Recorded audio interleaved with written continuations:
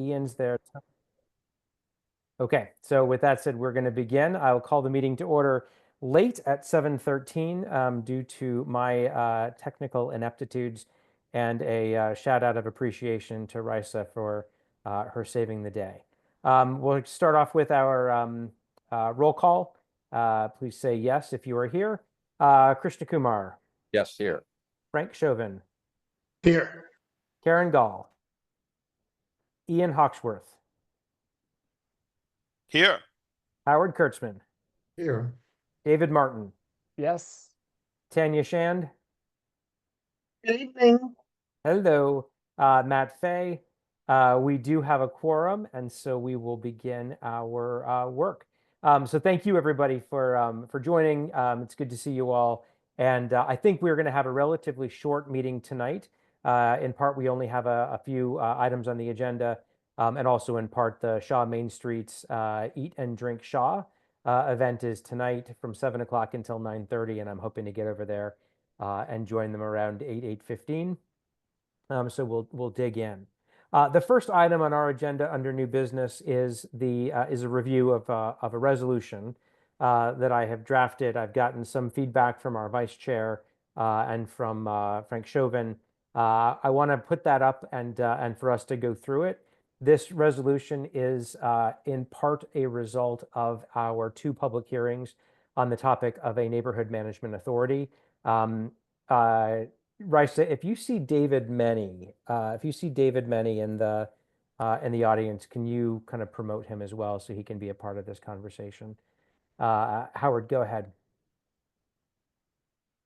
Yeah, I guess I have a process question. I appreciate your putting together the resolution, and that helps move us forward. I guess based on previous ways in which this committee has worked, I had expected that we, as a group, the full group, would discuss the options and develop some ideas and then assign someone the task of writing a resolution. I don't know anything about the discussions that led to this resolution. I just saw it an hour and a half ago. And so I just want to raise a concern about that for the future. I don't want to, slow down this resolution, but for future work, I'd like to, I would propose that we go back to the old way, which may be a little slower, but I think make sure that everybody's viewpoints get incorporated or expressed at least. Yeah, so I have two thoughts on that, and maybe first just saying thank you for raising it. 2 thoughts on that. The first is that I appreciate the education on how things had worked previously. So what you've shared with me as a process, I like, but I was unaware that was how things were organized. So I will apologize for perhaps a break in tradition. It was not intended. What I was doing is trying to kind of expedite, I think, the process, and I appreciate what you're saying. The second is that I am not proposing the resolution to be passed as is. It was really more of a starting point for discussion to make sure that we had included all of the different elements that needed to be included. And so I would fully expect that people would have changes that they would propose or additions that they might want to make, elements maybe that they want to take out. So it's certainly not written from the perspective of here's a resolution that I expect us to all agree to. It's more of I took a shot at it. I got some feedback from Krishna and Chauvin and said, hey, would you guys read this and give me your thoughts? And then the intention was for all of us to be able to talk about it here tonight. So if kind of please accept the apology in the frame of I was unaware and I appreciate this. And then also if we all get to a point tonight where we say we don't agree, then we'll take another pass at it. Thank you. The thing I will say about timing is that, and one of the reasons that we wanted to make sure that we were talking about a resolution, but part of the reason for the timing, there's probably 2 reasons. The first is that at some point in the not too distant future, the work needs to begin, and in fact, the work has already begun on the NMA through the effort of submitting the NMA bill. Work is underway with the bid development. at some point, there needs to be kind of a clarification of, our position. And so that's the reason for the discussion, is what is our position. The second element that is driving the timing of this is that there is a bid effort underway through Councilmember Pinto's office that is focused on developing a bid that would go north and south on 7th Street. And one of the things that was important to me was to make sure that we were conveying to, the folks that were developing the bid, to the business leaders who had joined us in the past. We wanted to clarify that we strongly support an entity that would be running along the U Street corridor and not along the 7th Street corridor. And so the thought was, we want to make sure that we are, communicating that preference, so that as folks are going forward and saying, we seem to be getting an overwhelming amount of support from Commissioner Pinto's office, what does 1B think? I wanted us to be able to say, here's what 1B thinks. Yeah. So are you, Quick. I'm still not clear. Are you suggesting that we're opposed to a 7th? Could there be a U Street entity and a 7th Street entity? Or are they somehow incompatible? Yeah, well, let's dig in. Let's dig in and actually start having that conversation as we kind of get into the resolution. But Krishna, did you have a comment you wanted to share first? Just a quick point. Karen is in the attendee list and needs to be promoted. Yes, she is. I see her. I do not see David Meny in that list. Yeah, I don't either. Karen, I see you. You're getting promoted right now.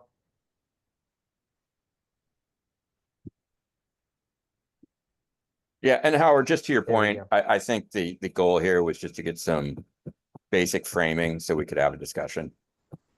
Okay. So tear it apart, and let's do that. It was not to try to force something down our throats here. And if you look at the resolution, it's honestly pretty broad language. Just basically codifying a lot of what was discussed in the last 2 meetings and trying to put that to paper. Yeah. But Howard, you raised a good question, right? And so I think it makes sense for us to maybe put our options on the table.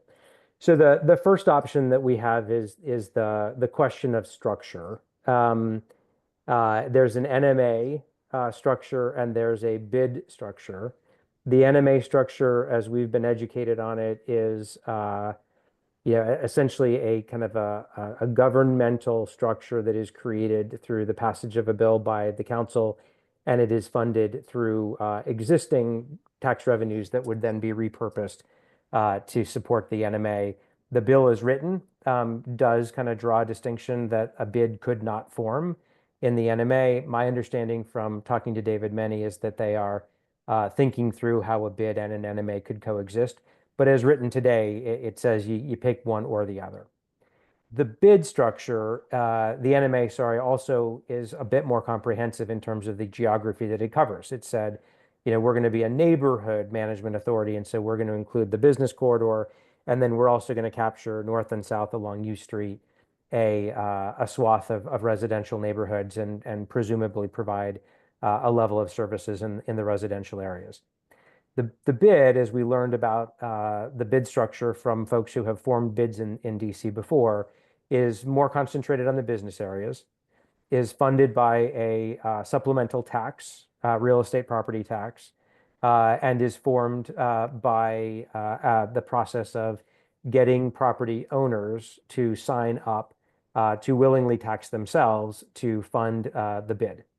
The services provided by the bid and the NMA, for argument's sake, are substantively similar, although we could definitely parse that out and say that they're different. And so we've got those 2 options, right? The bid and the NMA. The question of the can a north-south bid and an east-west bid coexist? The north-south access would be 7th Street. The east-west access would be U Street. For both of them to exist, you would be splitting the neighborhood at some point, right? So the north-south bid would run probably up to Berry Place, just north of the McDonald's on Georgia Avenue by Howard University, and it would probably pick up the Atlantic Plumbing buildings and the 930 Club and the Howard Theater, that would all be under one bid. And then from 9th Street roughly over to 15th, 16th, 17th would be the second bid. And so to some extent, you could say they could potentially exist. I haven't looked at the property values across the board to know if they could or couldn't.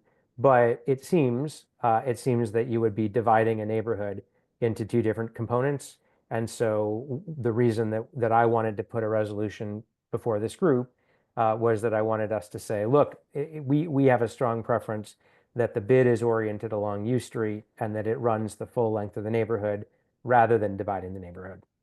So let me pause there. And Howard, I see you've got your hand up, so I want to go back to you. Yeah, and I think I agree with that point, that we want to have a U Street centered entity and that we want to endorse that. But I think that's really the only specific point that the resolution makes. It's a little vague about structure and mission and funding, which are all issues that came up in those two public meetings. And this is perhaps the one chance for the ANC to weigh in on those thorny issues. And I think if we can reach some kind of consensus on at least some of them, it would be worthwhile to put that into the resolution. It doesn't even, the resolution as written, and I know it's a draft, doesn't even refer to specific legislation that's been put forward by Pinto and Nadeau. So, it's not even clear what it's, some people coming to this issue from afar may not even know what we're talking about. So we might want to add some more specific references and details so that we're really part of the discussion and not just at some high abstract level, the legislative discussion. Yep. No, I think that's right. And to be perfectly honest, or to be perfectly candid, as we did spend some time talking about the NMA versus the bid, there was a thought that we would not kind of distinguish our preference for a bid versus an NMA. What we did is to say, look, we think these are we wanted to move as quickly as possible and we wanted to provide these services. But if we say, look, we want it to be more specific, then this is the opportunity to do that. I'm going to go to Karen Gall as a member of the committee, and then Jean Hamza, I see your hand is up, so we'll go to you next as a member of the community. Karen Gall, go ahead. Yes. Good evening, everyone. And I basically I hear what Howard is saying, because when you move fast, you forget to add the historical elements that need to be placed into place.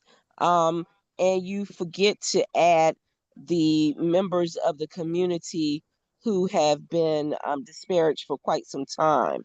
And what I would like to make sure is that the elements that we know historically has always been out of place for our community, as I will always advocate for, is that we always make sure those considerations are taking place. And that includes not only people of who do not have a high income bracket, but also people who have been disparaged historically, and that would be Black people in our community. Namely, anytime you say U Street, that should be a consistent element that we always include. And I know that I've submitted information before that I said that there should be 10 touch points that we always have. And I know, Krishna, you have that information that I submitted before when I said that anytime we discuss anything dealing with the U Street area, that we should make sure that those 10 elements are considered. And just like Howard mentioned, whenever we're bringing up anything, we generally would have a chance to do an actual add-in. So thank you so much, Krishna. I just think that we really need to make sure that we are always clear that the history is included, and as well as the 10 elements that I'm referring to, that Howard just placed in the chat. Excuse me, that Christian just placed in the chat, is really something I really believe wholeheartedly should always be a part of the discussion. Thank you so much. Great. No, thank you, Karen. I was not aware, for the record, of the 10 elements, so I appreciate Krishna sharing them, and I look forward to reading Yeah, through those and digesting them. and just 2 points there. This is something that we had talked about last year, Matt. So I understand that this would be new to you, and also I'm not able to paste them into the chat. I'm going to just email them around to the committee members again, very quickly, so everyone can see what Karen was talking about. Okay. Jean Hamza, I'm going to turn on your mic, so you should be able to speak here. Yeah, hi everyone. I just want to make a clarification about something that was said about the two different bids, and that is that either bid, east-west or north-south, is going to rely on the Howard properties that are coming online. So I don't see that there'll be a possibility of a bid on U Street from 9th to 17th. There's just not the development there that would sustain that. Either bid is going to be reliant on the development that is happening around between Sherman and 9th and Georgia Avenue. Sort of behind the 930 Club for everyone. Correct. Yeah. Yeah, and I've been involved in them looking at the numbers, and so there is this. What you guys need to decide about that is what's your community. No, Gene, I think you're making so first off, helpful information. It's the same perspective I had, which is you can't financially do both, right? So you can't do two bids, you can only do one bid. I had a strong bias, which, Howard, to your point, we should make sure that as a group we talk about it so that it's a consensus view and not a Matt Fay outlier view. But my strong bias is that the community is a east-west U Street corridor community. It is not a Apple store at Mount Vernon Square to Howard University community. And so given that there are conversations that are advancing with Councilmember Pinto's office, the thought was, let's declare what our community is, and let's make sure that we are getting language out there that says, this is what we support, this is what we'll get behind, this is what we'll put our energy into, so that as the folks who are thinking about the different options available to them, they know that they have our support and that we will be working with them to advance. So let's do this maybe. Gene, I'm going to mute you again, but raise your hand if you got any more or anything you respond to that, and then I'll mute you and you can raise your hand again if you need. Okay. All right, let's do this. And Karen, I see that you just raised a question in the chat, so let me just go back to that really quickly. Actually, I just placed the elements that I'm discussing, that I think Oh, that we good. should always take into consideration in the chat so that you can share it with the audience. Okay, great. And Krishna, if you're able to do that, that would be great. All right, I want to bring up, Frank, I see your hand. I want to bring up the resolution so that we can go through it. And we can start to talk about elements that we're, in line with, elements that we may not be in line with. But Frank, general comments, and then we'll go into the document Just a quick question on timing. Are we bound by any specific timing? Can we take this month and next month? Do you see us working through it tonight? My strong preference, but this is always, it's a committee discussion and it's a committee process. To Howard's point, my strong preference is that we would align on something tonight. We would be able to pass it on May 1st at the commission meeting, and that we would be able to transmit it to the parties that are interested in early May. The alternative is that we would share with folks that were headed in this direction, but that we're unable to communicate a firm commitment or a firm resolution until early part of June. I think there are potential advantages and disadvantages to that. So what I would like to do is to see how far we get tonight in terms of our discussion and our alignment, and then we'll kind of take it from there in terms of where our next steps are. So just a quick question, Matt, because we had talked about at our previous meetings, that the NMA bill would be moved into by council sometime this spring. I don't quite remember the exact dates. Do you have any updates on sort of the timing on that? And also, I mean, and you're not the right person to ask here, but I'm just curious if you know, Councilmember Nadeau's position sort of on the bid NMA question. Has that changed at all since our last meeting? Yeah, so there are two questions there. The first is around the timing. My understanding in talking with the council member's office is that kind of everything in council is a little bit off schedule because of the budget challenges associated with the House removal of $1 billion from the DC budget. And that has not yet, if you're kind of watching the news, that has not yet been resolved, despite efforts by the Senate to restore the $1 billion in available funding.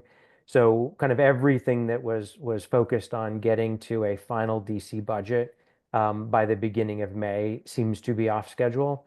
And I think it is throwing other things off schedule. So the bill may still move forward this spring, but it would probably be 30 days later. But I think it's still like something that people are paying attention to in May and June. There's a secondary component to that, which is with the budget being squeezed this year, the ability to reallocate existing tax dollars to support new initiatives might also be challenged. And so, all of the dynamics right now are shifting. So that's kind of timing element number one. The question that you asked about the council member's position on a bid versus an NMA, my understanding and my conversations with David Meny are that they have been talking back and forth about a bid structure and how that would potentially advance and gain support. And my understanding is that the council member is not opposed to a bid. My understanding is that she is very much committed to investing in and supporting U Street. And so, looking at all options and seeing which option ultimately prevails in a relatively dynamic environment is really her priority. Frank? Just a little aside to that, I know that recently she spoke over the last few weeks to the Westminster Neighborhood Association, has confirmed she would, if the signatures were available and the business via the business support, she would sign off on the legislation to support a bid. So I think that's an important piece of our understanding. It doesn't really affect our work defining this resolution per se, but it's important understanding. I think there's been some development on because the language in the NMA is pretty opposed to sharing or a mutual partnership between an MA and a bid as written. So just clarify on that. And Frank, given that the council member stated that publicly at the WNA meeting, I think I feel comfortable saying that I have heard from others as well that the message has been if the bid is able to garner enough signatures, it would get her support. And I think that's an important clarification given that the NMA language itself excluded the ability of a bid to form without the express approval of the NMA. So it is a shift in thinking. And so at this point, I think it is safe to say that both options are on the table. The NMA is still sitting with council ready for review. The bid is still evaluating its opportunities. And so at this point, essentially what we're looking to do is to communicate to all parties, here's what we would like to see. And Howard, I think that's a little bit why we don't specify the NMA versus the bid. They're essentially both at the starting gate, and there's a question about which one's going to move faster and which one's going to get to the finish line first. But we want to be able to communicate early in this process that these are our strong preferences. The strong preferences, as I said before, but we should get into the language in a minute, is east-west. It is about community engagement and business business owner engagement, not just property owners. And then it is, I think a significant nod, although we can talk about whether it wants to be stronger, to the arts district itself, as opposed to you know, a more of a focus on eating and dining, or sorry, eating and drinking establishments, as we've got today. Krishna, and then to Karen. You're muted. Can everyone hear me? Yes. Okay. So it sounds like really the big change in the last month in sort of the outside atmosphere is this idea that there's a third bid proposal coming up from the Apple Store. And that would explain why the councilwoman joined us at the last meeting, is we didn't really know about that third option at the last meeting. I might even posit, Krishna, that there are two changes in the last 30 days, right? I Okay. think the first change is what Frank had said, and that is the shift in Councilmember Nadeau's thinking about support for a bid if that bid along U Street gets traction. So that is a big change, right? We have moved from just focusing on the council member support for an NMA to saying NMA or a bid, you know, if the bid gets its signatures together. Okay. And then you're also right. The second big development is not only the announcement that Councilmember Pinto made last month, but the fact that now work is being kind of invested in organizing and bringing the group together to talk about how that bid could get formed, north-south, Apple Store to Howard University. And so, to be honest, that is part of what's driving kind of my sense of urgency, is that I would like to telegraph to folks that as we, to Gene Hamza's point, pick our community or define our community, I have a strong belief that the community is, you know, roughly Howard Theater to roughly, you know, 16th Street, 17th Street. That's the U Street corridor. And as I read Karen's 10 points later on tonight, I'll be curious to see how much of that thinking, the U Street corridor, factors into her thinking. Yeah, well, that explains a lot. I mean, I was very pleased to have the Ward 2 councilman join us. It's a real honor, but a little puzzling since we're 1B. It was a surprise. Karen, go ahead. Okay. One of the things that I know Councilmember Nadeau has said publicly is that the NMA will be the covering, will be the main entity that will be enforcing and also overseeing the bids. And this M&A can have as many bids as possible. So it's no problem for the M&A to have a possibility of two bids within that jurisdiction. So it's not something that she said that would be something that should not even be thought about, you know. It's just the goal is to ensure that the entire process has all of the different things that's necessary for the neighborhood to receive that you won't traditionally sometimes find within a bid.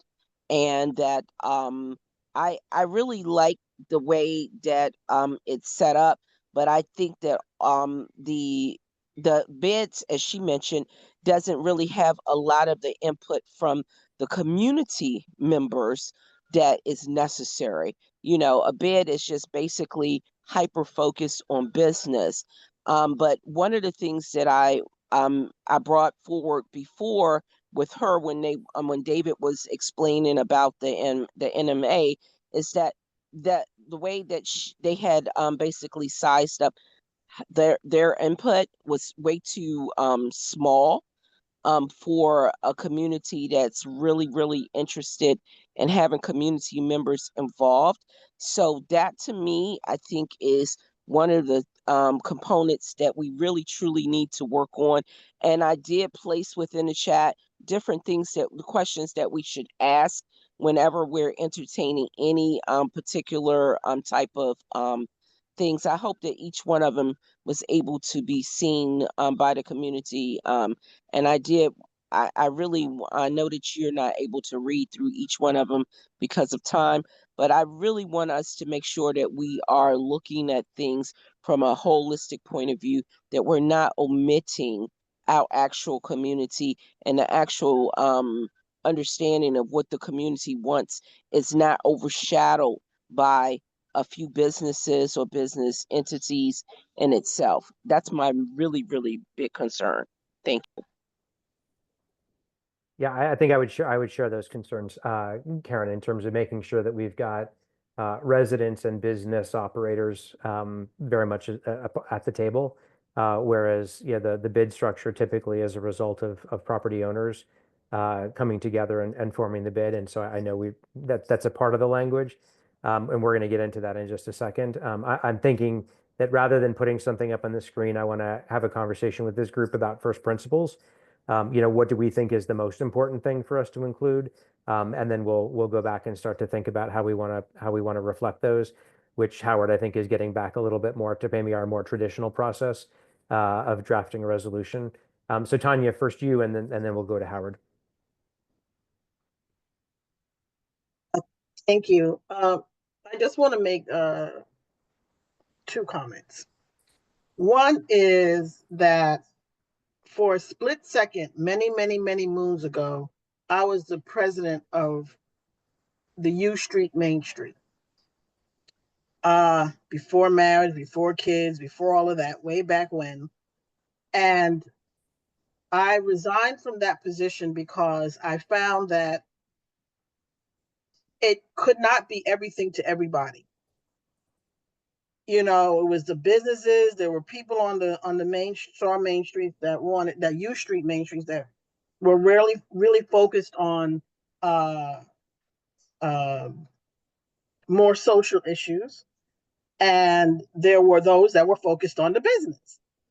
And never could we really get together and say, okay, what is the main focus of what are we going to be doing, and how we can benefit each side. And so there was total dysfunction and no money. That was another thing.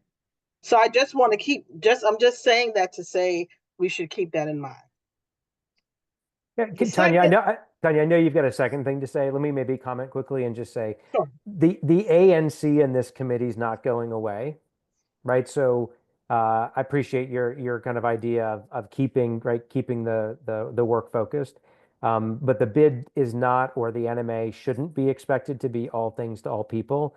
In fact, I think it's better that we've got a large kind of we've got engagement across a number of different groups and a number of different structured organizations, because everyone's going to have their own kind of place at the table.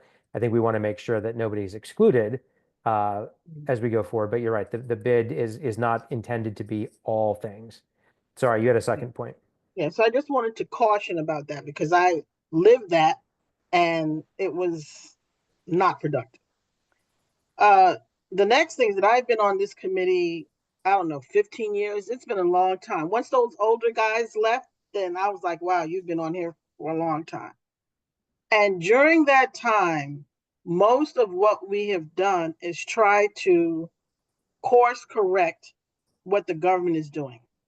Fix crime, fix trash, do all these things to either shore up or help or comment on what the government is doing.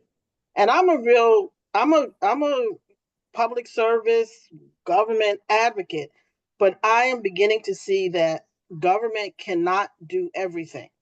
And it's been 15 years, literally, fighting some of these same issues. So I just also make that as a comment because most of the things we try and do, we try and fix what government is doing, right down to the alcohol and the weed and all the stuff we can't get rid of. So we should be cognizant of engaging government again in another thing when they may not have the money, they may not have the resources, they may not have the people.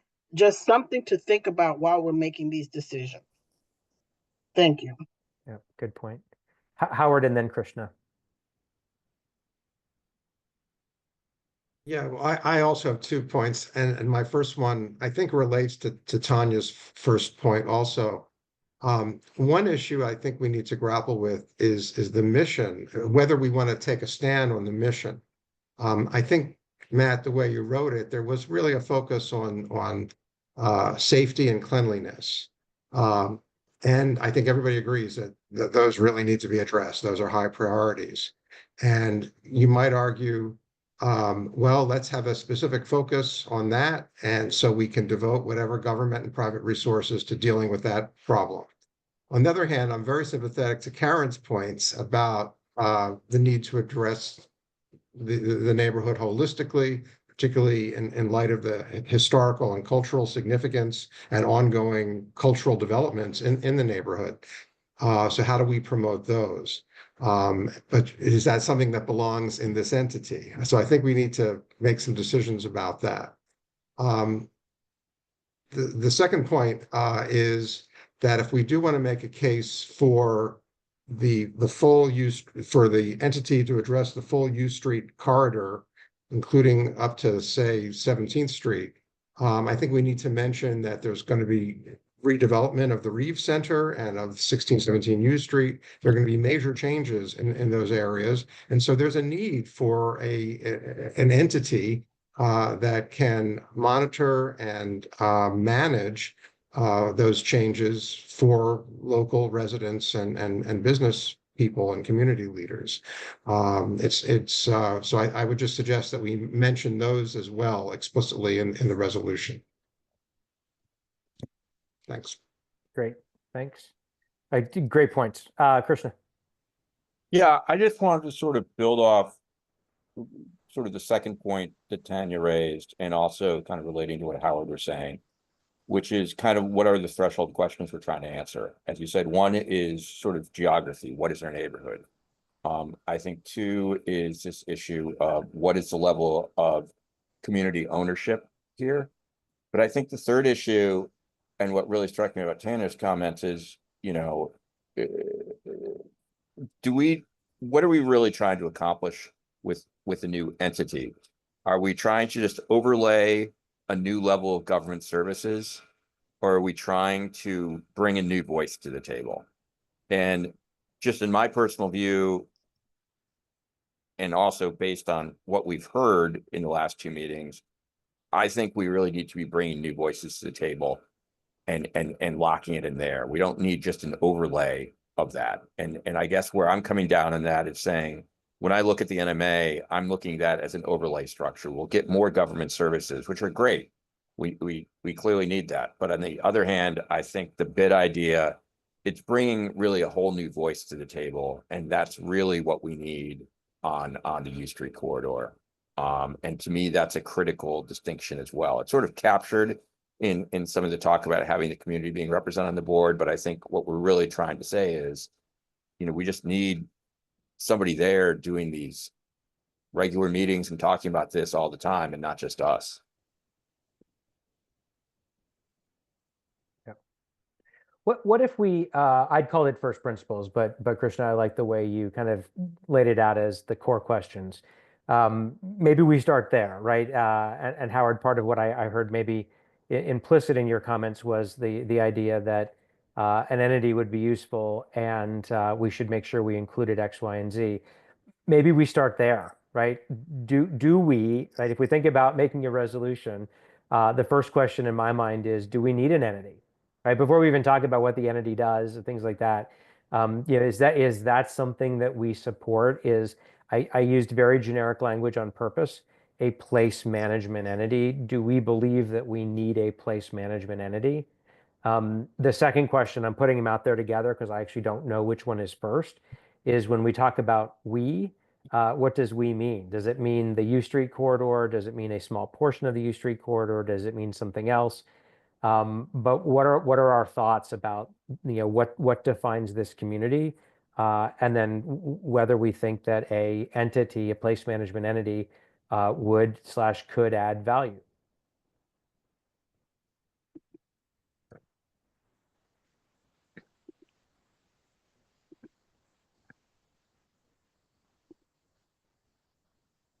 Go ahead, Frank. It just seems like we've been in this conversation for a couple of years. You know, this committee's been talking about an investigation for a bid. I think there was consensus in all of the comments during two open forums. Things aren't working very well. So, you know, it seems like we're re-questioning what our mission is. And I think it's pretty clear. I think it's to, you know, it's a place management entity. It's not a resolve all things for all people entity. It's not zoning. I've come around a little on that. I'm not going to ask that we add the arts overlay, because that's zoning. it should be taken up in an important and serious manner. But that's not a management entity. They're not going to take care of zoning. They're not going to take care of um, all things for all people. We have business minds that aren't being met. Business minds aren't forming conversations that are outdated. Gene Hamza pulled together the business community in a meeting that's been years in the making because it doesn't happen, because we can't do it ourselves. Business needs to come together. And I think if we don't have business leadership and business voice, we're not going to improve as a corridor. So I think, first principles are a beautiful idea, but I think we've been talking about it. I think it's business voice here convening to get things done because things aren't getting done. And that's my take. And so I sort of mirror on Tanya's experience to make that point. Thank you. Krishna, go ahead. Yeah, I mean, just to echo that, certainly what I've heard really, to be honest, more privately from business owners is just a tremendous amount of frustration that, we as residents here get very upset, but in the end, we have the ANC to sort of represent us, and they don't have any voice at all. And that they really feel like they're lacking. And I always tell them, we'll come to the Economic Development Committee and we'll try to, get that. It's not a perfect mechanism. So what I'm hearing from a lot of the business community is just frustration that their concerns are not being met in a normal fashion. I mean, again, I know not all of you got to hear or come to the Nightlight Safety Task Force meeting, which was done with the local businesses, but it was really quite telling. And you could just sense the frustration that they had, that their voices were not being heard. And, this is something that should be happening 4 times a year with the business community. And, maybe, and again, going to the idea that's kind of pushing me saying the bid is what we need. We don't need another overlay of services. Tanya?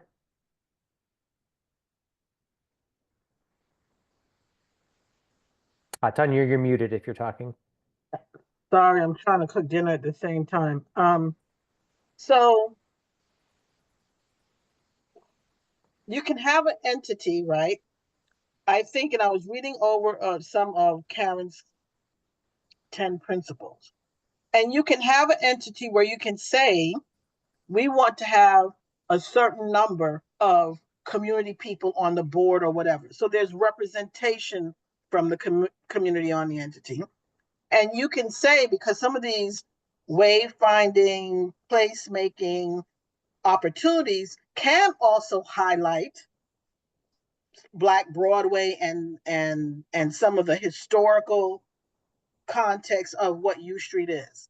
So I think there are some things that we can say that we value as this, whatever it is. I prefer a bid, but whatever it is, some principles that can say, here, while you're doing your job, make sure that there's some representation from the community, make sure that there are markers and things that highlight the contributions of the Black community that has made it, through the years what it is today. So I think there's some ways of kind of weaving these things together that doesn't hinder the overall objective of the bid or whatever it's going to be. Okay. All right. So based on what I'm hearing from folks, it seems like, and Karen, I saw your hand just go up. It seems like there is a reasonably broad consensus that an entity would add value, and that there's a kind of a number of different ways that it could add value, and that we want to make sure that as it's adding value, we have representation of important U Street perspectives. So I think we're moving in kind of the right direction there. Karen, did you want to make your comment? Certainly. And like Krishna said, I've sat at several of these business meetings where we had all the downtown business, all the local nightlife businesses in place. I sit in, as you know, all of the public safety meetings where we have a lot of the people within this area, huge swath, which the 3rd district covers more than just ANC 1B. And I am always in the community being involved. I would never want to take the community members out of the picture, but the businesses is extremely important, which is why that's part of the elements that I mentioned. It's the youth needs to be involved. We need to have. I know that I didn't read through each one of them and we didn't share, but I'm just going to hit the touch points on the top part of it, which is basically what it said. And I don't know if everyone can see it: preserving the legacy of the Howard Theater as well as the Lincoln Theater, all of our historical landmarks, integrating the surrounding landmarks, and and how we're going to design and complement each of the historical spaces, making sure that everything that we're doing has a meaningful involvement with the African American residents and community leaders. That's really, truly important. And access to the spaces. That access is an important component that I have found that has been very restrictive, especially with some of these bid elements. It tends to be, hello? Are you guys still there? We are. Okay, it tends to be an issue that I find that often becomes an issue when we have these public amenities where people, it's not inclusive. So that inclusive access is really, really important. And then the affordability of the spaces when people are utilizing those spaces once these entities come in place. Is it still going to be affordable? Is it going to be affordable for the businesses? Is it going to be affordable community and commercial spaces? And the safety elements, no matter what, as long as we have human beings on this planet, we need to always be considerate of the safety of all of our residents, the safety of our neighborhoods, the community policing, which I really do not want us to ever take that off the table. I think that's really, really important. And the arts and education is important. I know Frank likes to bring that up, but I think that's a very important component of this issue. And we can't have a future without our youth. If we don't have our youth involved in any of these conversations and some type of engagement where we're bringing them in because they are the future of our community, I think that's really, truly important. And then it has to be designed where all of our community members, no matter who they are and whatever their lifestyle and their living situation, their abilities, they need to be in that they need to have a voice within it. It's not trying to be everything for all people. It's just trying to make sure that we remember the people.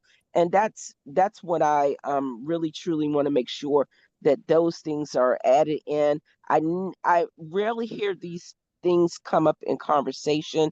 So that's the reason why I wanted to make sure that I overemphasize it, because it always goes down, by the wayside. And that's why it breaks up, Tanya, as what you were mentioning. And it just becomes extremely dysfunctional because you don't have those core elements in place when we start the conversation. Thank you.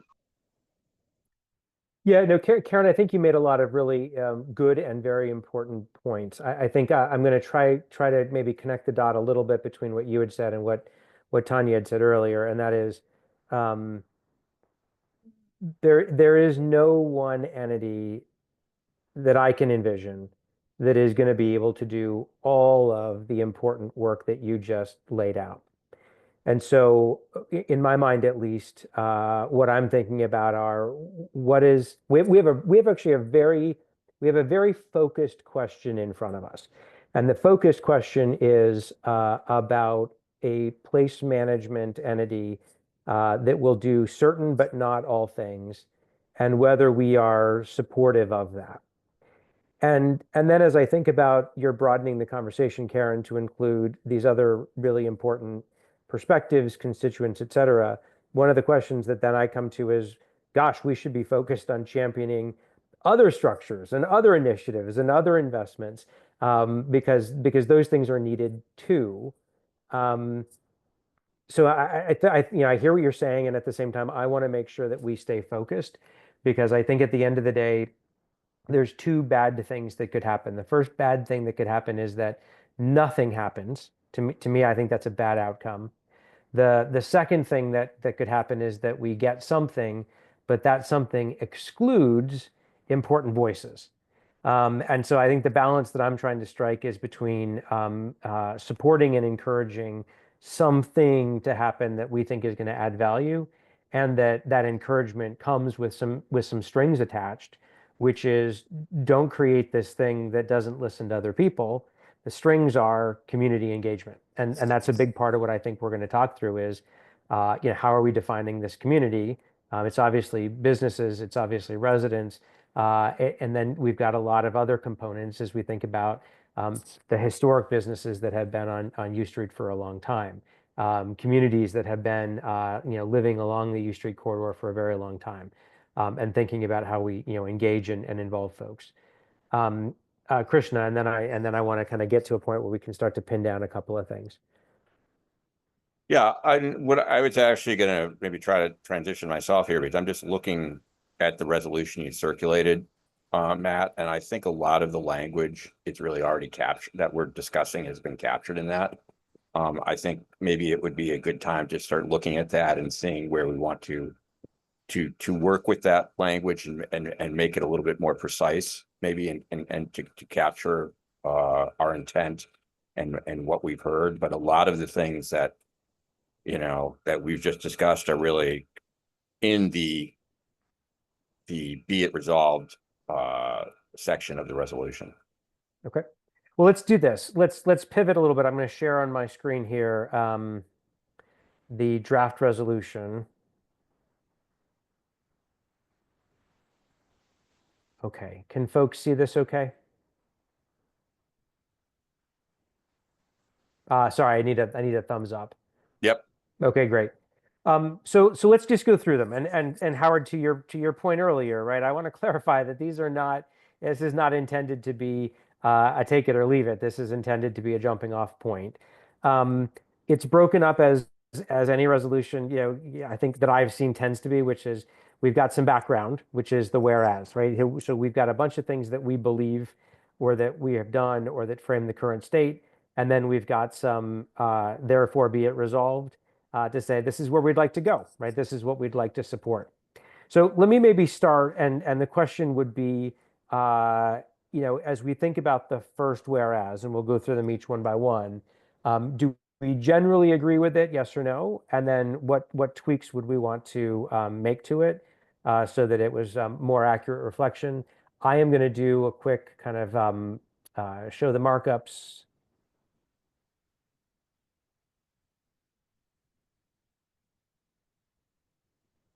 And that way we can kind of see where we're at. So the first, right, whereas the greater U Street corridor is a vital economic, social, and cultural hub of Washington, D.C.'s mid-city and home to approximately 21,000 district residents, running the length of U Street, aligning with the Duke Small Area Plan, the predominant area, and the Uptown Arts Overlay Zone, and including important contributing establishments such as the Lincoln Theater, the Howard Theater, and the African American Civil War Memorial. That is essentially a framing of kind of the, what we think as the neighborhood and its general importance. First question is, does anyone disagree with that? And then the second question is, what would folks propose as a change? Howard, go ahead. Yeah, well, since Frank's not here, I'll raise the point. I think he said that he is less enthused about linking this entity to the Duke plan, which raises all sorts of questions. So maybe I would suggest that we delete the reference to the Duke plan, and then also that we include important establishments which are not at the same type of establishments, but like the Reeve Center and 1617 U Street. Maybe don't call them establishments, but important institutions or centers. I think that he was talking more about the arts overlay, Howard, not the Duke plan. The Duke plan is not the arts overlay. I don't know why that is. That actually should not be. That's not what the Duke plan is about. So I think those are two separate things, and I don't want anyone to misconstrue that either. And I'm just Yeah, want to, I agree I with didn't want to, Karen I didn't want on to that. over speak on that, but please do not remove anything that says do not. I mean, don't include the do plan, because that's a very important component. Um, I and arts overlay is what he was referring to, which is a zoning circumstance. Okay. Okay, I just wanted to say that.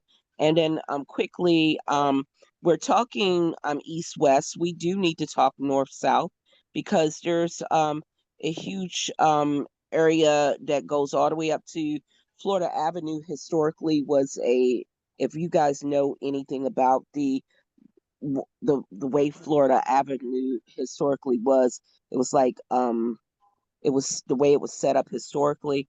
We do not want to ignore all the way up to Florida Avenue in any part of this, because it's an important part of our when we're heading north.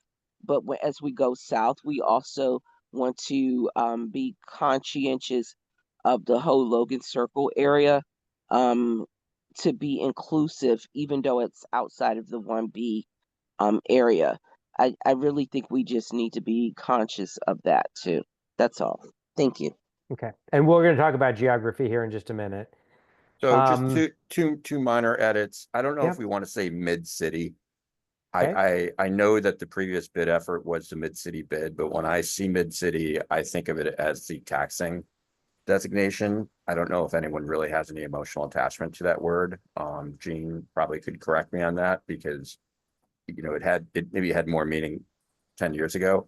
And then the other thing I would say is, instead of centers on the Reeves Center in 1617, I'm not even sure we're really talking about 1617 here, because that's down at between 16th and 17th of U Street. That is far down. Maybe the better anchor point that we should refer to is the 930 Club directly, because I know for many people that's what they think of now when they think of when they think of U Street, and it kind of corresponds with the Reeves Center. These are more modern landmarks rather than these historic landmarks. So I would say 930 Club instead of 1617. That's in a complete opposite direction, Krishna. Um, the 930 Club is in the 1617. We're going, to the opposite end. We're going down U Street towards 16th Street. 930 is headed towards the 7th Street area, the 9th Street area. Yeah, well, that's what the sort of geography that we're trying to capture is from, that entire part of the corridor. And so, But you have the whole 14th Street corridor that needs to be taken all the way up to Florida Avenue. Then you Mhm. also, when you're talking about 16th Street, you want to go past Malcolm X Park. You want to be able to capture that whole area, and you're as you're headed over. That's why I'm thinking about, you know, I think some people need to take in consideration that there are people that from Seton Street all the way over that needs to be included in these conversations. we're going to talk about specific geography by road as we get down a little bit further. So let's kind of put a pin in that piece. I think we've struck. I mean, does anybody have an opinion about the mid city? I literally just put it in to the draft because I was trying to talk about kind of a broader geography, but the Duke small area plan might actually be the broader geography that we want to reference instead Yeah, of mid city. I would go with Duke instead of mid-city. So. Mid city is more of a development. It's part of the city's comprehensive plan. A lot of the area, which is inclusive of the area that I'm talking about in the Florida Avenue area, is considered mid city. But it was brought forward by developers, but it has stuck because it was they had Columbia Heights, and then they went to mid city, the whole Wortman Clore. So I see where Mid City does play a role, but it will eliminate the area that I was referring to is considered Mid City, Krishna. So Mhm. So it will take it's geographical, Matt, as you mentioned, but it will take care of that whole 16, 17 area. Okay. No, I think we've made some good progress there.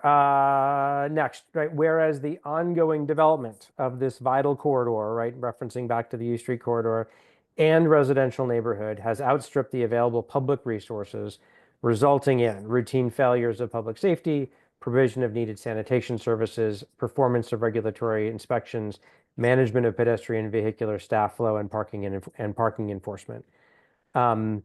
This is kind of a bit of a nod to how the council member Nadeau had framed up one of her kind of objectives of the NMA was to say, look, we've had a lot of growth and a lot of development in this area, but we have not kept up in terms of the services provided. Does anyone agree with the principle, kind of number one, and then any edits that you would suggest, number two?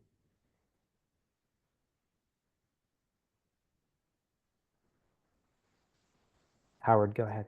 Yeah, I like it. I would just suggest maybe adding a footnote to some report or website or something that documents that.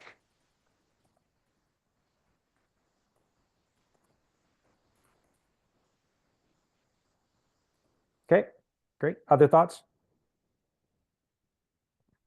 I think it sounds good. It really does add into, as Christian mentioned, it puts in a lot of things that's needed. I really it's something missing, but it's on the tip of my tongue, but I'll come up with it later. And I did say make sure you include Mid-City, not exclude it too.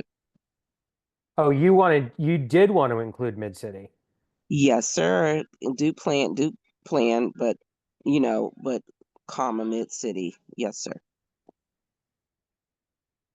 All right. The next item, whereas the U Street corridor and neighborhood has not to date developed a unified voice with which to promote the area and advocate for needed resources, which is something I think came up in our earlier discussion. Same two questions. Anyone disagree with the principle? And does anyone have any edits that they'd like to propose? I agree with the principle. Okay. All right. Whereas the U Street corridor neighborhood, and by the way, the reason why we're talking about the corridor and the neighborhood is to reinforce the fact that we've got both a business community and a residential community here, will continue to grow and will continue to need ongoing investment, support, and organization to remain a vital contributor to DC's Mid-City. Anyone disagree with the principle? Anything else that you'd want to add? Duke plan. I mean, and Duke plan. Okay. Yeah, Duke area. That's correct. That's good. Yeah, I like calling it the Duke Small Area Plan because then it talks about kind of the geography. Yes, Well, yes. I talk about U Street as contributing to all of Washington, D.C. It's a center for people from all over to participate. It's not just a contributor to Mid-City or the Duke area. Oh, I like that. More like a Manhattan. I Yeah. agree with you. That's actually this that brings the scope a little bit bigger. It targets the importance of the area and makes it a huge component. If you think of it from that level, I like that, Howard. Okay, great. The last of the whereases, right after this one, I'm going to ask if there's any other background that we want to make sure that we've captured. Whereas ANC 1B held 2 well-attended public forums to solicit community input on the need, objectives, operating model, and governance structure of a place management entity for the greater U Street corridor, and where community feedback was consistent in its position on these aspects of a place management entity. The broad thing I'm trying to communicate there is we did our work. We got a lot of people to show up. We had a lot of input and contribution, and that input and contribution was largely consistent, right? We didn't have a lot of debates back and forth where people said, no, I think this, no, I think that. I think we heard a lot of things that were consistent, which would then be reflected down here. But again, any questions about this as a principle, any specific edits that you'd like to make? That's very, very clear. It's very inclusive. it was highly inclusive. Did we say that highly inclusive? We can say I think- highly inclusive. Yeah, and I think the only other edit is to say, whereas ANC held two well-attended public forums in the first quarter or spring of 2025. Great. Yeah, I'm actually happy that it actually hit several area. I don't think this is probably one of the elements that I can say that I don't feel as though there are people who can say that they did not know about it unless they are really some of our senior population who if we did have an opportunity to revisit it to just ensure that there was a voice from our senior population, that we do have a significant population of seniors who may not have gotten some of the digital information, just to get a little bit more feedback. I don't want to stop the engagement process. That's what I'm basically saying. Yep, I'm with you. And I agree 100%. Let me just kind of write this here. Don't want to stop the engagement process. I'm going to come back and see if there's another whereas that we want to add on that. Any other, oh, sorry, Howard, you've got your hand up. I missed you. I'm Yeah, sorry. I'm not sure I agree with this statement. Okay. I think in these two meetings, I don't think people did reach consensus on objectives, operating model, or governance structure. We're still dealing with bid versus neighborhood management authority. The funding is not clear. Should it focus on business interests or broader, or also include broader cultural interests? I think you can say perhaps they made progress in understanding these issues or formulating these issues. But the reason we're having trouble here is that after those two meetings, the consensus was not reached. Yeah, and actually that's not a bad point, Howard, because really what we're talking about there is we're not trying to lay out, we're trying to just lay out some very broad principles that we heard. We're not trying to we're not getting into this of really saying NMA versus bid in this resolution as I read it. We're trying to say this is what we heard. Here's the 5 things or 4 things that people raised as concerns, and this is how we think they should be addressed. So I think that's kind of, you're right that maybe saying we came to a consensus there isn't quite correct. It's more that we identified these issues. Okay. Yeah. I agree with that, Howard, because I did mention those 10 elements that I said. And remember when we were talking about, and I said I feel like something is missing. I really do want to have and feel the need to say that we brought into it the not spelling out each one of them, but at least getting the heading of each one of those elements, that we brought that to the table, and it is part of the consideration.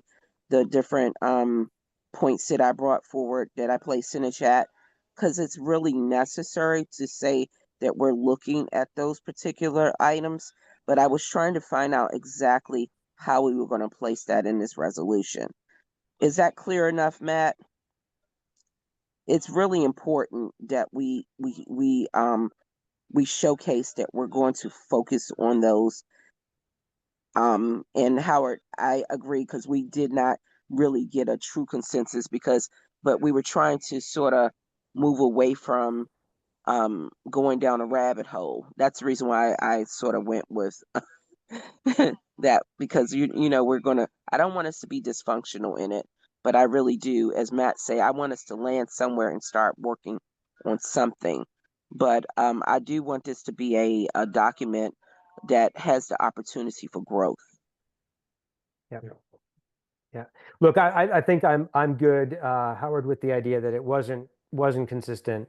I think what I want to pressure test as we get into the resolved pieces is to say, but do we think we have consensus on this? And because if we don't, right, if we don't have consensus, then we've obviously got a lot more work to do. And I think I'm good saying we made some progress and that we weren't consistent. So I'll make some edits there. But let's get into sorry, any other background elements that people think we might have missed, right? We talk about the importance of the area. We talk about outstripping resources. We talk about lack of a unified voice. We talk about the need, the fact that we're going to grow and our needs will continue to grow, and that we held these two forums. Anything else in terms of background that folks want to put out there? Okay. So let's get into the resolved, right? The resolved piece starts to get, sorry, we've got a couple of folks who have raised their hands. Sorry, folks. So Scott Pomeroy, and allow you to talk first, and then Arlene, I see that you're next. So let me, in fact, take this down for a second because it's a lot easier for me to manage this from that perspective. Scott, you should be able to talk here. Can you hear me? We can. Okay. I think it would be valuable to have a whereas that would focus on the importance of the U Street corridor as a transportation node for several reasons. One is that is a major basis of funding for the NMA. The boundary lines that go over that allows you to say that it is an important role that you have there, because your crossroads of both U and 14th and the multiple bus lines and the metro stops that are there make that a very significant node in the middle of the city. It's one of the few east-west corridors that you have connections being made, and that will stake the claim to the funding that is available around the transportation zone as well. Okay, good point. Okay, great. Scott, thank you for that. Arlene, give me a second here. Okay, Arlene, go ahead. You should be able to talk. Okay, hi, everybody. I just wanted to bring up the issue of displacement. Some of these developments and changes in the area, especially focused around businesses and high rises, might cause displacement. And I'm not sure if that would go into whereas or the resolution, but I think we also want to we want to put somewhere that we want to avoid displacing our current communities. And I think that kind of goes back to what Karen Gall was saying about affordability to to the current residents. And I just want to make sure that we want to address the issue of displacement, so we're not displacing our current communities. Okay, great, good point. All right, great, thanks, Arlene. Scott, is your hand still up because? No, he left. Okay, good. Okay, great. So we got a couple of additional recommendations there. We'll come back to those in just a minute. I want to continue to go through. I want to kind of capture this, and then I want to continue to go through the therefores. Let me get back to my sharing again.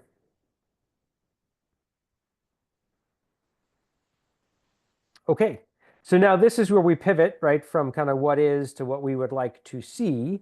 And this is where we're saying, hey, we support this. The first is that A and C 1B support the formation and advancement of a place management entity to organize, invest in, and advocate on behalf of the greater U Street corridor.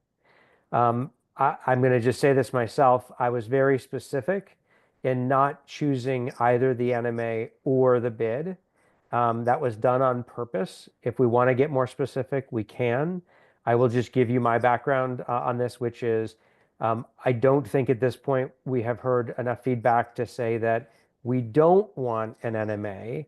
I think we've heard a fair amount of requests from people who say we'd like to see a bid, see if a bid can form. And it is going to be a lot of work for either a bid to form or the NMA to advance. And so at this point, we don't really have a strong, we don't have a sure outcome on either one. And I think we could probably revisit, right, as our thinking matures. But let me just comment. Let me just pause here and say, this is the first thing that we say we support the formation of a place management entity. Howard, to you. Yeah, so I agree with the point that you just made.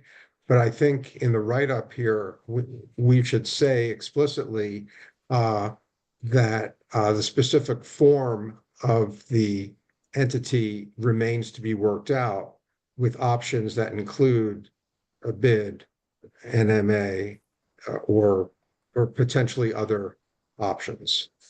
Just to show the reader that we know that we're not taking a position on that issue. Otherwise, they're going to wonder, well, then what are you looking for? Yep. Agreed. Yeah, I think that's good because we've got the background, but the folks from outside won't. Okay, good. Other comments, questions? I agree with Howard's point of view. I think the inclusion of making sure that we are trying to ensure that there is a affordable element of inclusion for both businesses as well as residents in the access to any of the processes whenever they're for whatever entities that come into this once it's developed, that it's also maintaining, whether it's for current residents, I believe actually current residents and current businesses, that they still maintain some way that they can have that affordable access to the space, because these spaces do tend to get a little overwhelming, you know, especially in this budgetary climate that we're in. But as they grow, the property value grows, and then it becomes less affordable, as Arlene was mentioning. But also, a lot of the businesses, they can't afford the rent, or to stay in business because they're displaced as well. So Yep. I think that affordability element, not only for commercial vehicles, but also for the current residents that's within this element. And I mean current, meaning that they at the table, they need to be able to be included, have a opportunity to be included in any of this. The current residents and current businesses, and I'm not Okay. talking about some brand new developers that may come in just because of the opportunity either. We're going to come back. We're going to come back to that, Karen, as kind of a new item when we get done with this list, but I think that's an excellent point. The next one, be it further resolved. Now we're going to talk a little bit about kind of purpose and intent. This is intended to communicate our desire for inclusion and voices at the table. So be it further resolved that the place management entity should be a forum through which businesses that are invested in the greater U Street corridor can organize and work together to achieve the shared goals of the corridor. So again, the principle, and then any thoughts on the specific language? Howard, go ahead. Yeah, I would suggest removing the words "are invested," because that could be businesses somewhere else invested in the neighborhood. You mean, I think, businesses in the neighborhood. Yeah, I think that's probably right.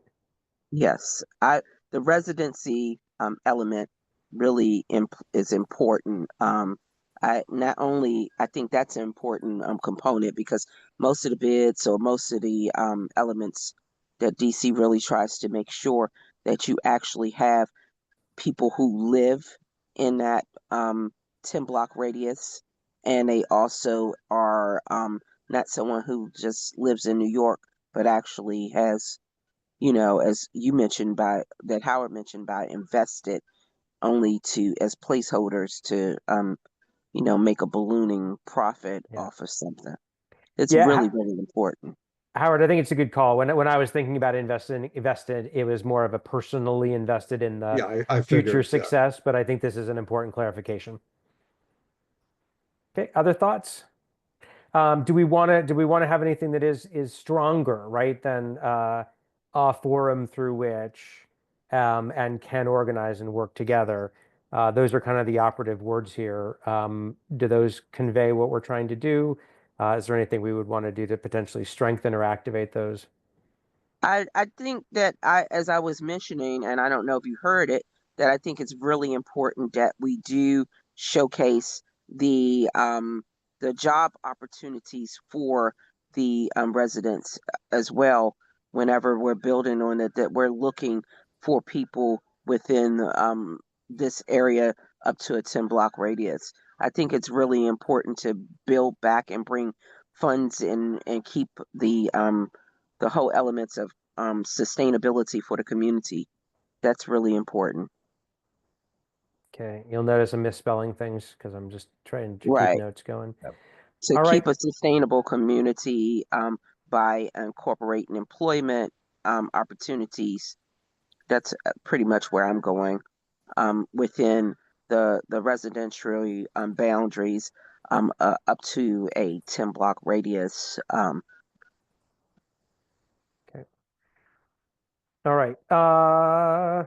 Next item, be it further resolved that upon its formation, this is talking about kind of purpose, intent, scope of services, this place management entity prioritize the provision of services to the corridor that promote safety, cleanliness, and a welcoming environment for community members, business owners, and visitors to U Street. Principle and specifics.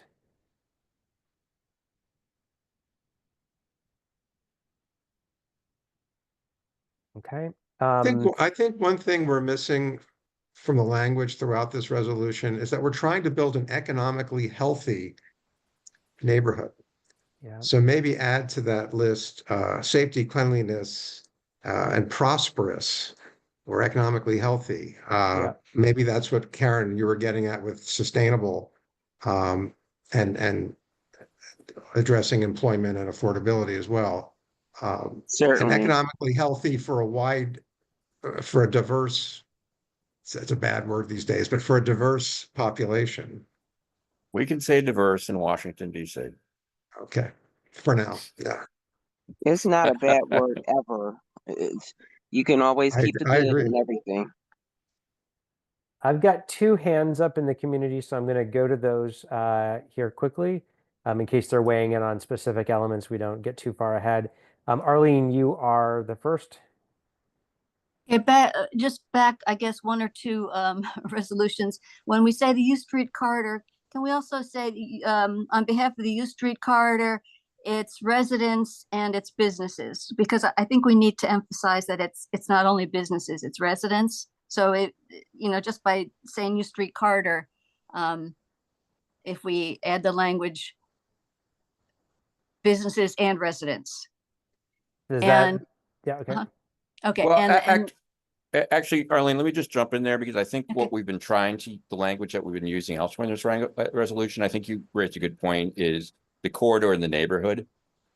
I think we've used that once or twice before already, Matt. yeah, but Yep. in that be it resolved, it just says U Street corridor, and that just sounds so impersonal. I Sterile, don't know. yeah, okay, I Sterile, see your that's point, a I good see your word, point, yeah. I see your point. I think the resolution right after that one, I can't see it on the screen right now. Where is it? It only said businesses. Why don't we say businesses and residents? Where was that? I lost it. Yeah, no, it's actually up above. Give me a second. Yeah. Let me scroll up to it. So I'll give you my thought. It's this I mean, place this management whole- should be a forum through which businesses Yeah. in the neighborhood, in the greater UC corridor organized.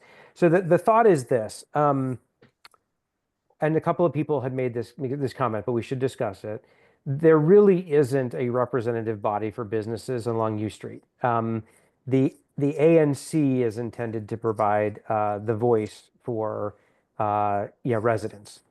And so to some extent, and maybe to Tanya's comment earlier about we can't be all things to all people, the thought is that the entity, the place management entity, is really focused on making sure that the business corridor and the businesses are set up to succeed.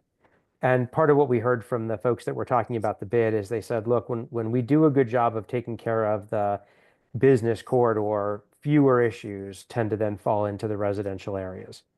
But the thought is that the place management entity is typically more focused on businesses than residents, and the ANC is intended to be more focused on the residents than it is on the businesses. And it's back to that notion of there's not going to be one single entity that's all things to all people.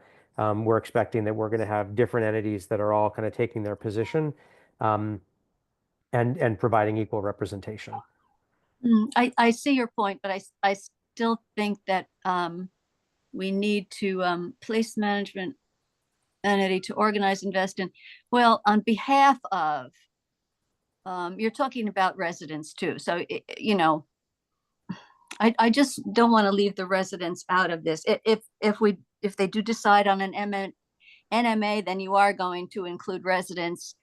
The bid would focus on the businesses, but we haven't decided which we're going with. So I just always Yeah. see things focusing on the business and Yeah, I think, Arlene, we have a section coming up that we try to talk about the governance where the Yep. residents is Okay. included there, and that might answer some of your concerns because it's I hear what you're saying, but you know, so keep on raising it. You know, I think it's a very important point, but we might be able to address it a little further on down in the resolution. Yeah. okay, I just don't want to exclude it in that one particular resolution. Yeah. Okay. Now, and what I did place in the chat, Matt, is going along with what Arlene is saying so that you can just probably just cut and copy. I said entrepreneurs, businesses, and residents so that, you know, if you're not a brick and mortar and you're still in that space, that you can have that consideration. And I think that what Arlene's saying is really, really important because that inclusion element that I was talking about will really cover once you say residents and once you say businesses and once you say entrepreneurs, it makes it much more inclusionary. That's what I agree with what Arlene is saying. Okay, let's get back. I think we're going to talk a little bit more about this in a second. Okay, got it. There's another, Tanya's hand is up. Sorry, Tanya, go ahead. With this conversation, are these bids going to be collecting money from residents or is it only businesses? So the bids typically are only collecting revenues from businesses, but the one twist on that is that any of the large condominium units tend to also get taxed. And so the tax rate, for example, in the DuPont Circle bid is $10 per month per unit. So if you are an apartment renter at the Atlantic Plumbing Building, for example, you would be probably paying $120 a year to support the bid. If you are a homeowner on, let's say, Vermont Avenue or on S Street, you are not going to be taxed. So it is intended to focus just on the businesses and the large property owners, which are usually those apartment buildings. Okay. The second thing is, do we have something that says in there diverse businesses? No. So that we are talking about encouraging other things than bars and alcohol serving establishments. Yeah, no, that's a really good point that we should focus on because that's been raised by a number of people in a number of different ways. This idea of diversity of business types, and in a way, as well as diversity of business owners. Right. Thoughts on that? Yeah, because remember that was one of the elements that I mentioned earlier, Tanya, and I'm so glad that you brought that forward again. That diversity is really important because everyone goes by the wayside. And one of the things that I do want to say, the contributions of residents where they're paying for this extra parking, that parking thing that Councilmember Nadeau has us set up for, that's where residents they're actually contributing their funds, and then also they contribute their funds through paying for their actual parking permits in the area.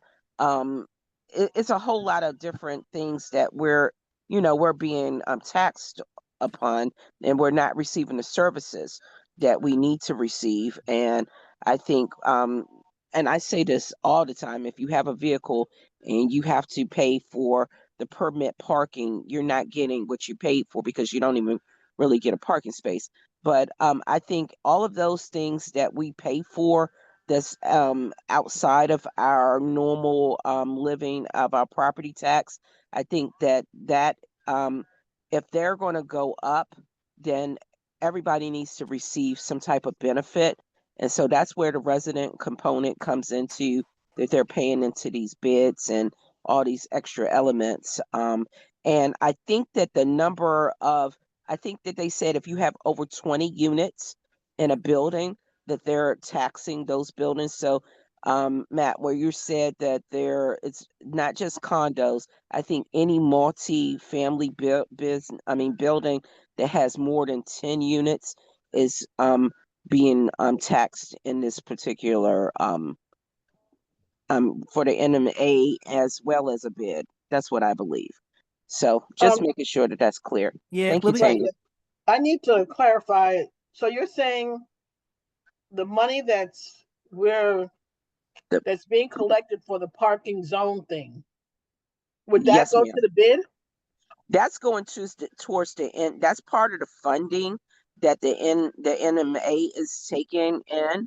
That's But supposed to be what if it's not an NMA? okay. The Bid. NMA is supposed to supersede bids, meaning that there could be several bids within the NMA. And is a tongue twister for me, but that's just my let, special yeah, abilities. let me try to clarify here. Because again, there's lots of things that could be. I want to clarify a little bit of like what's at least on the table. So in the NMA proposal from the council member's office, there is an anticipation that the NMA would be primary and that any bid, it wouldn't really be a bid, it would be just an extra tax entity, would be folded underneath the NMA. But it says, you can't have the two existing at the same time. Then No, the actually, that's why I was giving you the clarification earlier on that the council member she acknowledges that that the bid can actually operate under that at all times. And, you can have multiple bids. yeah, That's why I think I said that earlier in the meeting, and you I wanted did, to and make sure that was clear. yeah, you did. But let me kind of clarify back, which is the way that the NMA language is written, a bid-like entity, which would have the authority to tax, could be formed underneath the NMA with the NMA's approval. It would not, in fact, be a conforming bid by DC standards, and the organizers of the bid would not be in control of the tax revenues that would come in. They would get 2 seats on the board of the NMA, but the NMA would be controlling the expenditures of the tax dollars. And part of what we heard from the bid organizers was that they, I think the quote was, we wouldn't tax ourselves just to give the money to somebody else. And so for kind of all kind of functional sense, the NMA and the bid would somewhat stand apart from one another. Let me just pause there and kind of see if questions or comments on that. I think that that's clear. I really, again, I think that that's where we really need to make sure that those points are clear in regards to the oversight. The bid oversight needs a little bit more. It needs a little bit more structure that it's inclusive. And I really that's the reason why I'm not saying I'm anti-bid. I like the concept, but then there's the management of a bid that really is not inclusionary of the entire community that I'm really against. However, I think that and then also, although the NNA is being presented, I still think that there's a lot of elements that is not inclusionary of the entire community input. So I think what I am looking at from this, what I'm looking for from this resolution is that we try to create some type of construct where there's a lot of community element involved, not to go all over the place with dysfunctionality, but where there is inclusion of our, that there's no voices being lost from the community, no matter whether you say ANC is involved or not. if it was, if everything was, if the people that need to be involved in this were included, you won't have these outliers that we've been talking about today. So I just want to make sure that that's clear. And I hope that that was real clear to each one of you all. Thank you. Yeah, and I think there's more, right? There's more conversation to have. I think the biggest conversation that this group is going to need to engage in is this idea of if the bid is going to focus on one aspect more than others, which it likely will, what work are we going to do to try to find or advocate for support in other areas? Tanya, you've had your hand up for a little bit, so I don't know if, I think you asked a question, it got down. answered. It's But down. then Okay. we have further conversation. So, in understanding what you all just explained, the anime, right? I think right. So you said it right. Who's gonna the business people are not gonna tax themselves to have somebody else run it, the government.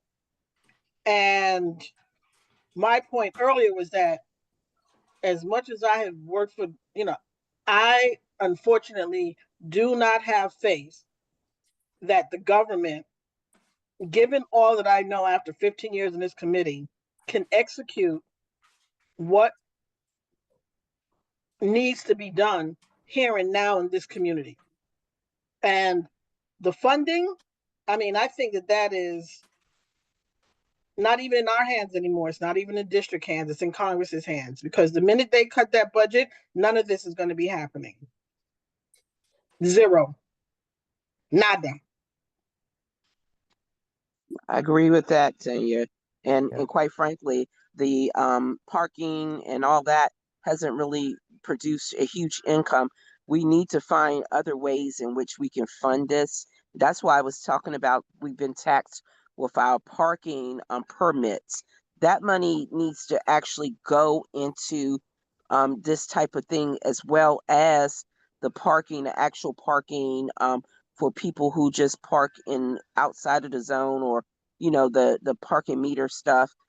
We need to see our actual investment dollars work for this area, and everyone who has a vehicle who has to pay $500 or more for parking permits, and then for street parking, that money needs to be going towards something that's really an investment for the actual community.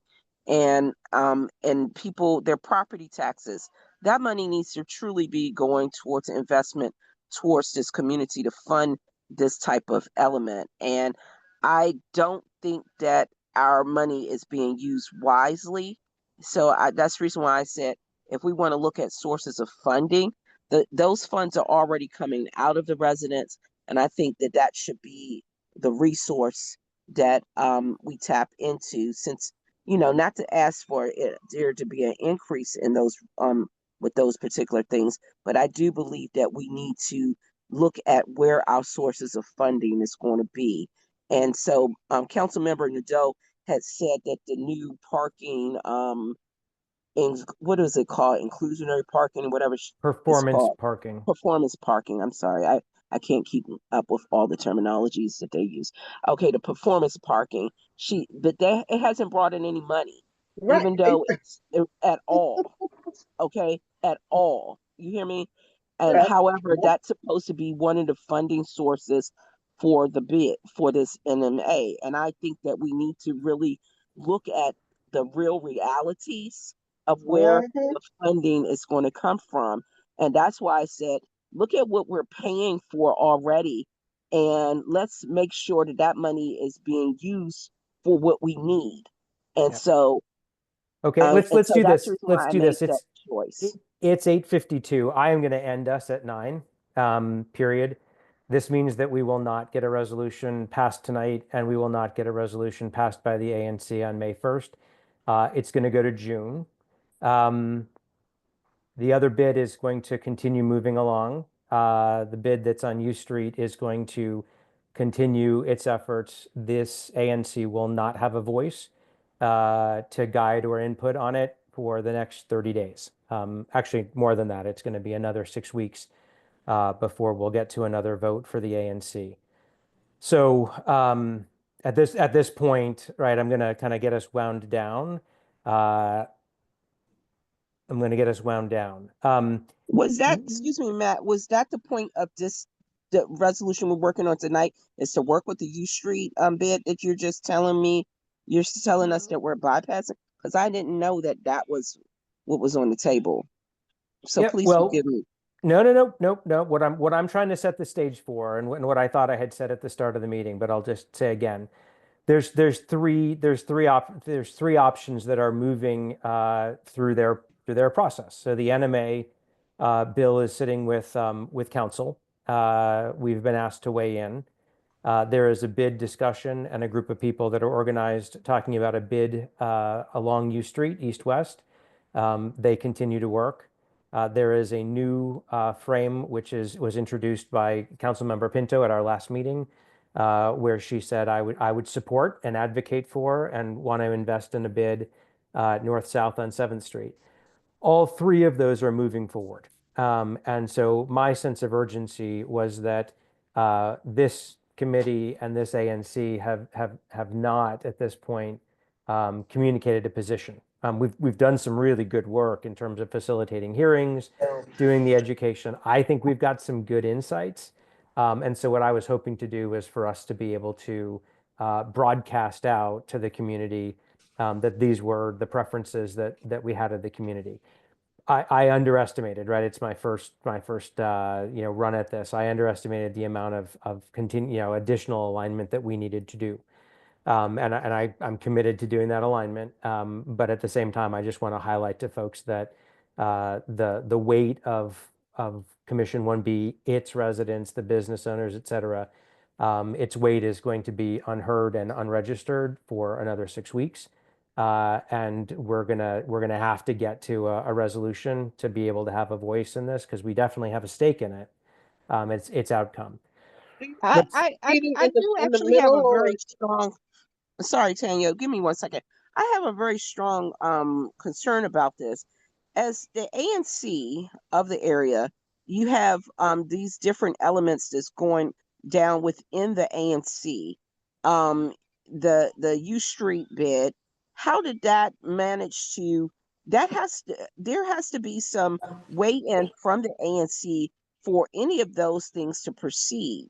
So are you saying they're proceeding without the voice of the ANC involved?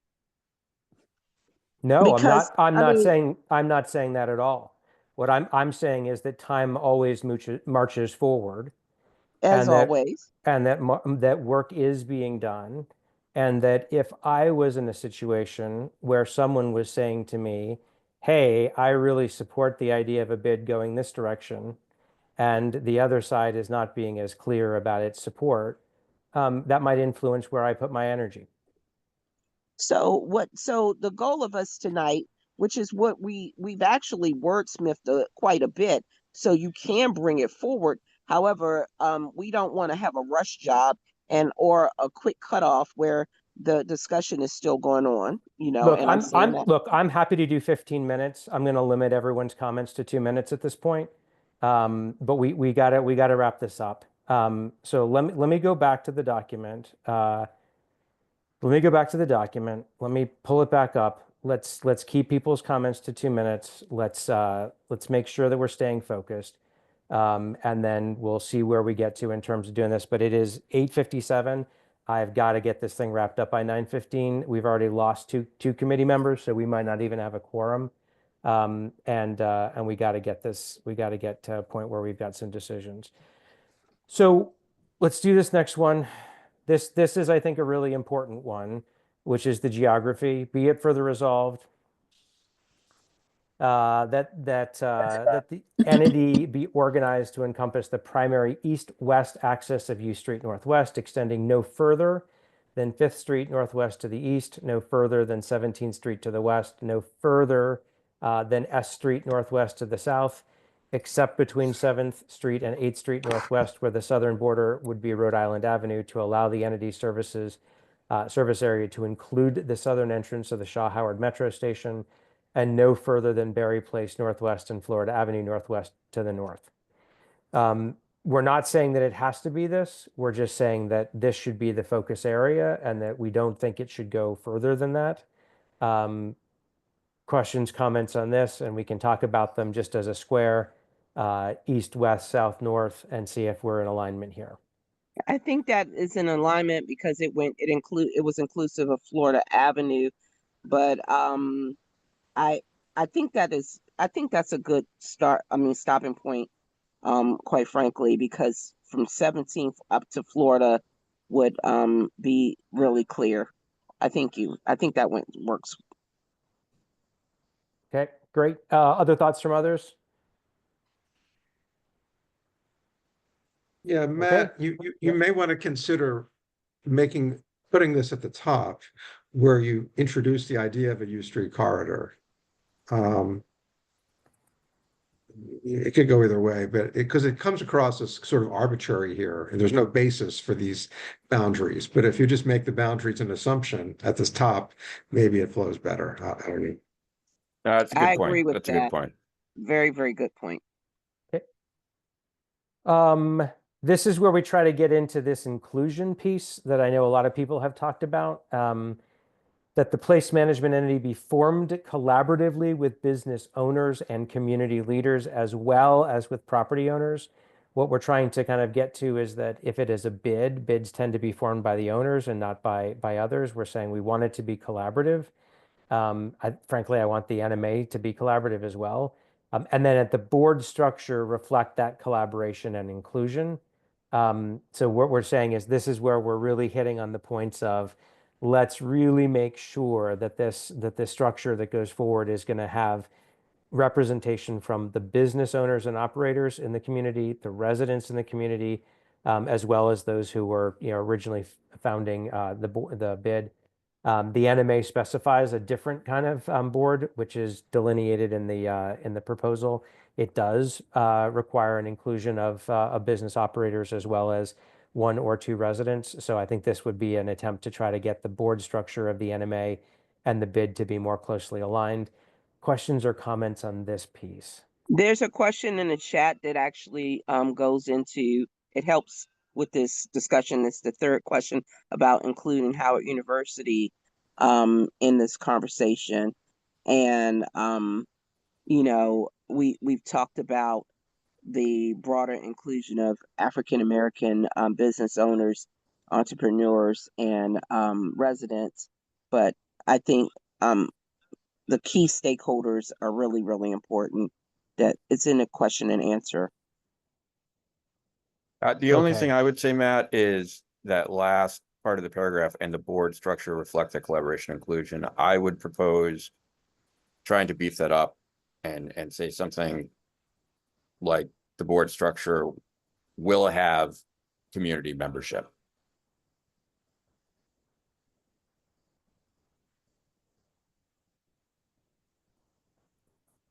Okay. Which is I feel that's a slightly stronger than what was there before. I agree with that. I don't know how other people feel, but I'm just trying to find language to beef it up. Yep. Other thoughts? I think we are trying to be very, very direct on this one.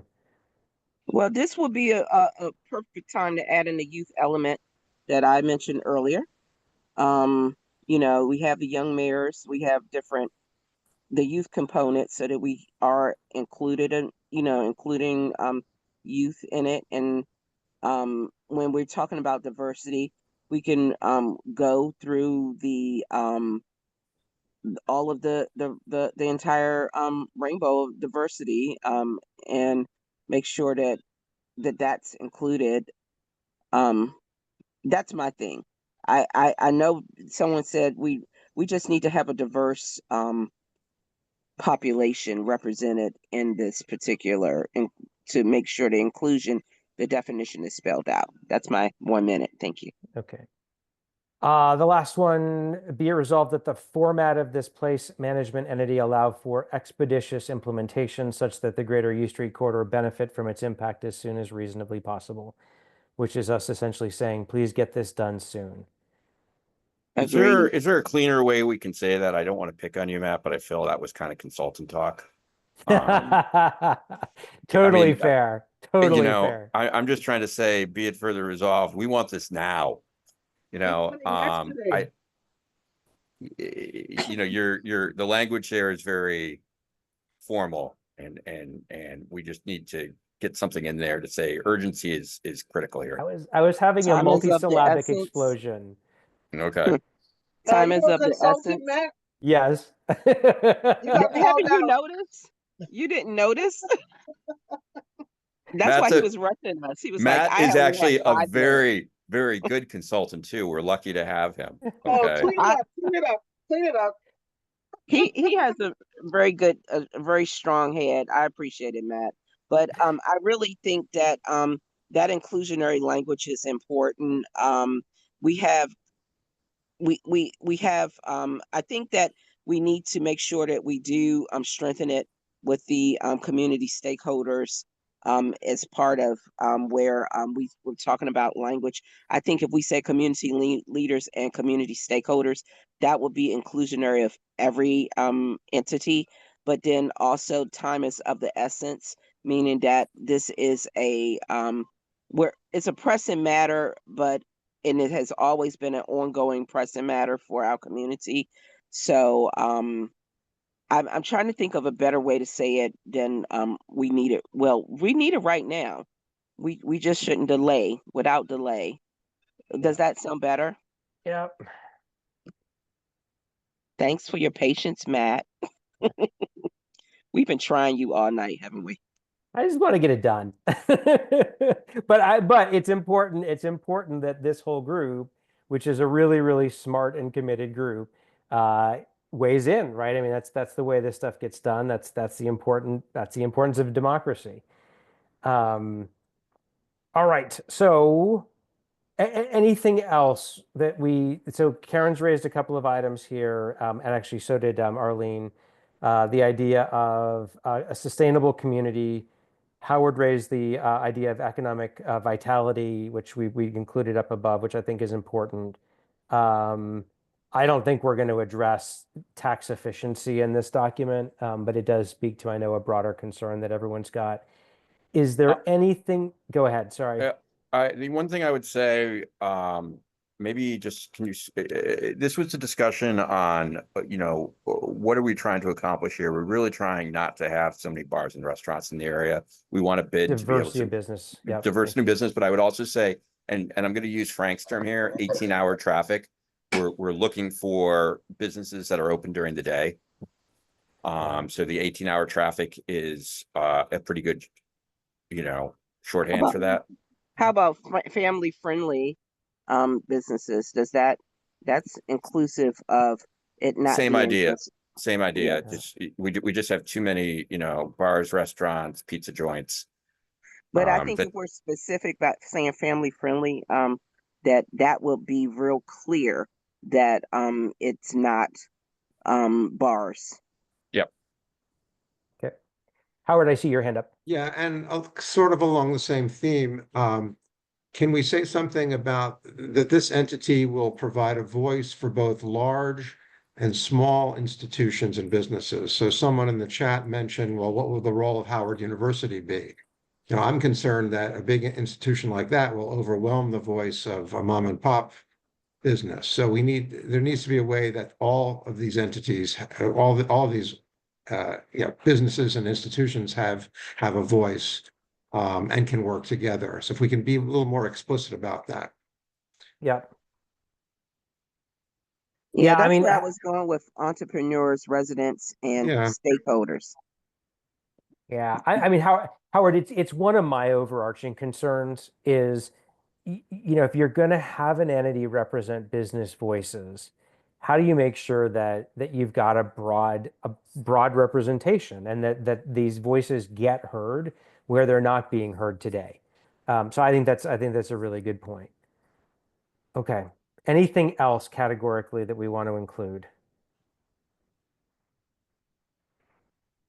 All right, here's what I'm going to do as next steps. And I'm going to apologize that I'm going to ask the committee members to do a little bit of work outside a committee meeting. I am going to go back and I'm going to base off of this very good discussion. And Karen, sorry that I lost my patience at some point in the middle of all this. My husband walked out the door an hour and 10 minutes ago with one of our friends to go do the Shaw Main Streets event. So I know I'm missing out on a snack in front of the Howard Theater, but this is important, more important that we get it done. I'm going to go back and I'm going to make the edits that we talked about here. Some of the edits are specific. Some of the edits are kind of conceptual.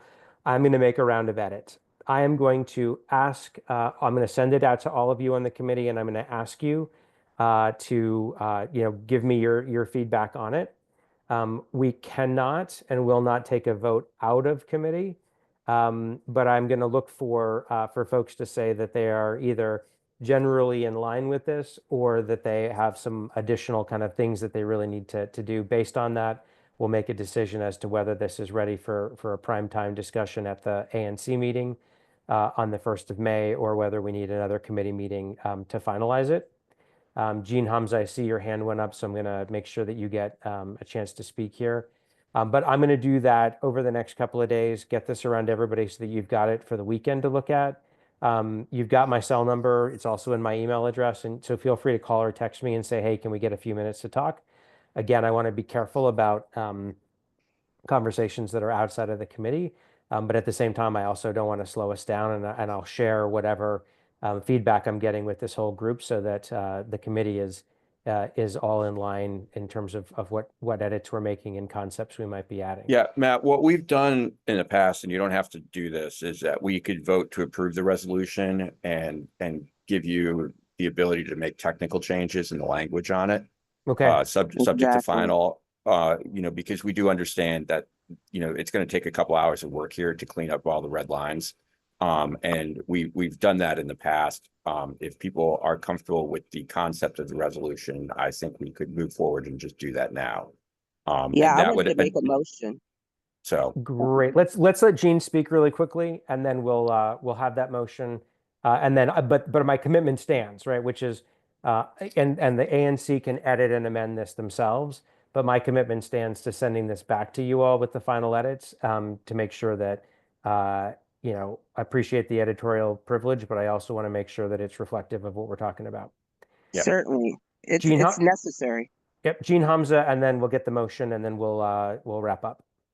Well, before that was said, I was going to make a suggestion that you all, if you can't vote on this resolution, which I understand, that at the very least make a motion that you support an east-west entity and not the north-south, because I do know that Commissioner Pinto is holding a meeting soon, and it would be good for them to know that ANC 1B has voted for an east-west entity. Am I making sense? Yeah. I'm happy to clarify, but it's kind of timely and critical. Jean has the same pressure I have in terms of moving parts and wanting to make sure we stay ahead of it. So, but I think, Krishna, you've solved it by saying, let's vote on the concept with the ability to do editorial, my commitment to get a draft out to this group. And then that allows us to do a vote on this at the ANC meeting on the 1st and to be able to broadcast our preferences. And I also want to clarify, we can go back, right, and add some additional elements to a resolution at a later date as thinking evolves. I think, Howard, you'd made the suggestion that the final format, bid and NMA, we want the ability to continue to weigh in on. But at this point, we're not going to position. So Jean, thank you.